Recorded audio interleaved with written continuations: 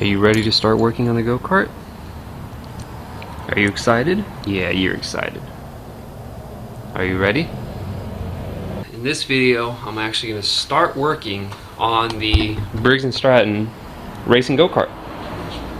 Now, I will admit, I actually did start working on it last night, and just as I was done, I realized that I should have been recording, but luckily I didn't do much. I literally just installed the steering column. I mean the steering, whatever, I don't even know what it's called. It's the piece that holds the steering column in place. So yeah, I actually 3D printed these things, this one and that one down there, because I couldn't find ones to the diameter of the steering column. And if you haven't noticed by now, the steering wheel is it's seen better days. Another thing that I did off camera was do the brake lines, and they're kind of questionable. The two that go directly into the caliper, they might leak because this tubing isn't made for these fittings. So I mean, I have used them before and they work properly, but there's always a 50-50 chance. But other than that, I haven't really done much to it. I'm waiting to install the engine because I don't have the wheel hubs for it, nor do I have the rims. I have the tires, I just don't have the rims or the wheel hubs. And really, the wheel hubs are just the wheel assembly in total is what's really stopping me from installing this thing, because I do not know how far forward or far back I have to put the engine in order to fit the wheels. Actually, what I can show you guys is how this. Here's where it's kind of dangerous because this thing is kind of heavy. I'm going to take off the air filter so I don't break that.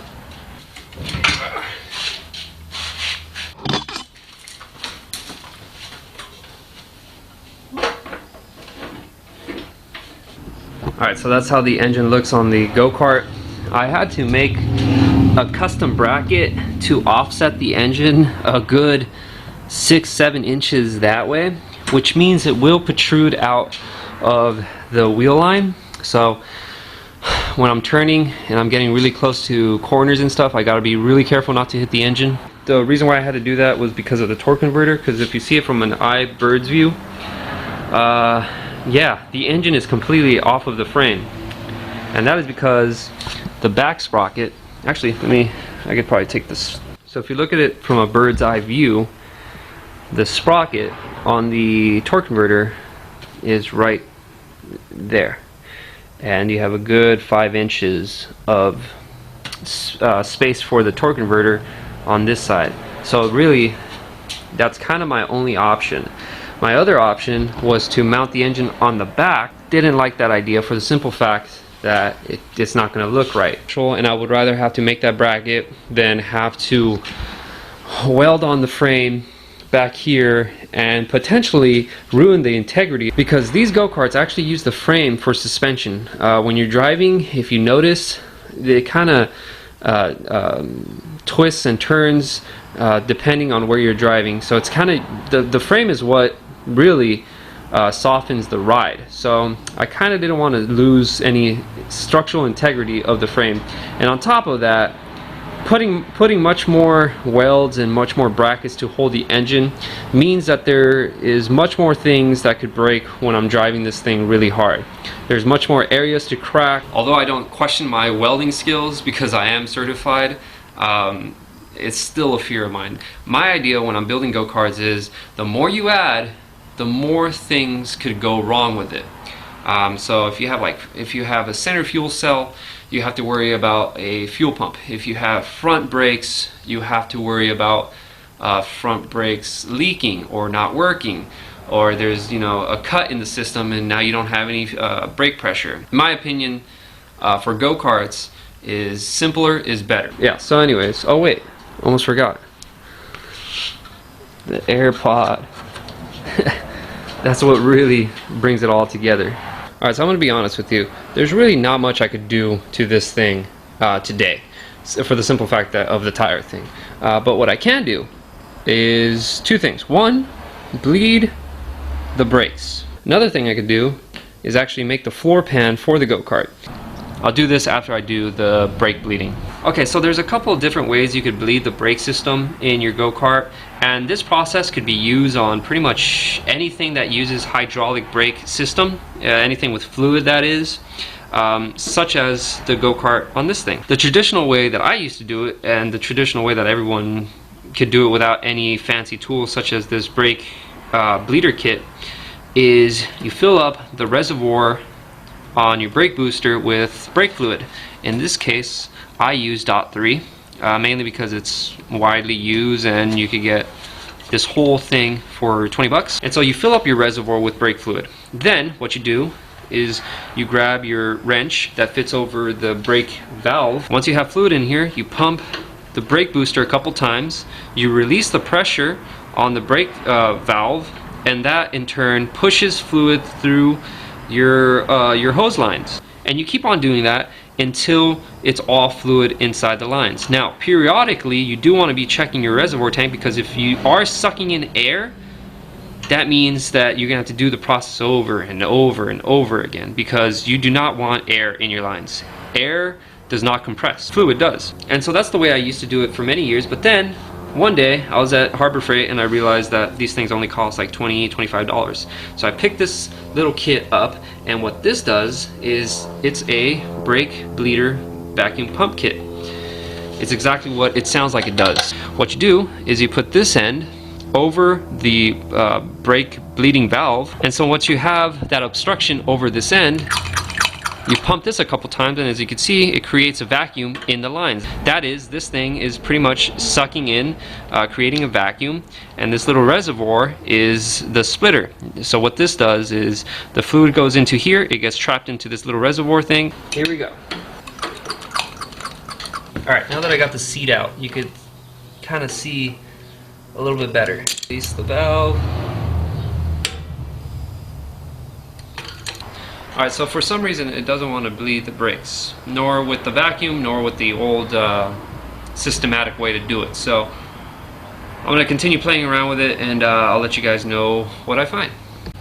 Alright, so it's been like an hour, and finagling with it, messing around with it, and I found two issues. One, when I was trying to bleed the brakes using the old pump method, it actually needs the cover on top, I guess, to create some sort of suction. I'm assuming, I don't know 100%, but I do know that there was a leak on this fitting on the left side, mainly because these fittings aren't meant for this line. I kind of have to stretch them out with heat. Kind of iffy, but for now, just to have brakes on the system, that'll do. Later on, I will be replacing these fittings because it's the only brake that I have on this go-kart. But I did go and rob one of those brake fittings off of this one, which does use the same line. So unfortunately I can't use this one now, but I'm going to be replacing all the fittings anyway, so what's one more? So what's kind of cool now is I could see the brake fluid go through the lines and there's no leak. So let's continue on with my vacuum system method. You can start seeing the fluid come through the hose here.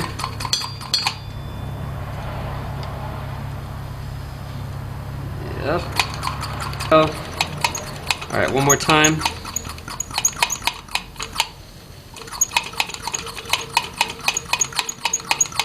Alright, I think we got the last of it.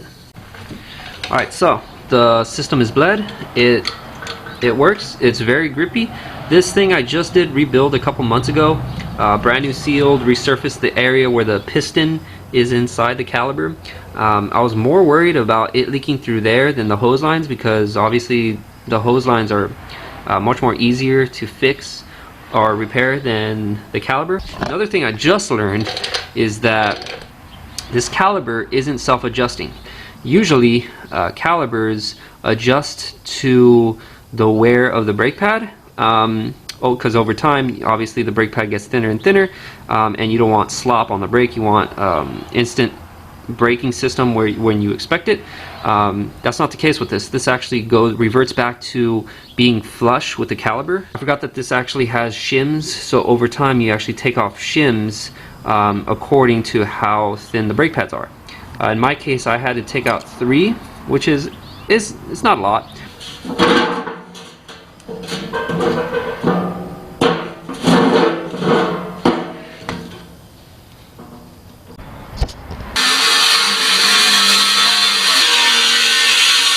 Alright, so I got it cut out.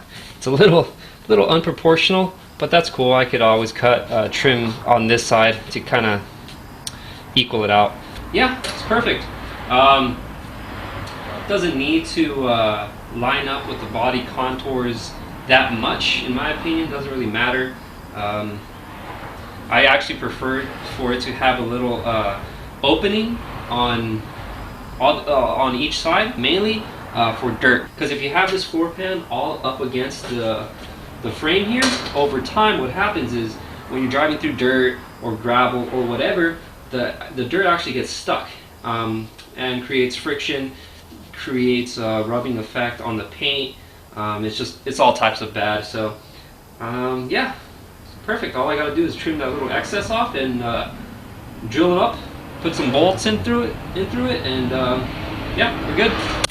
Actually, before I do anything else, what I am gonna do is bend the front of the floor pan just slightly on the edges. This is just gonna add some rigidity to the floor, straighten it out a little bit. I just like knowing that when I put my weight on it, the center is not going to divot in over time.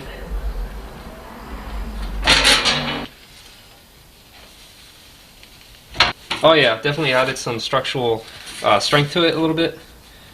It's not as flexy as much.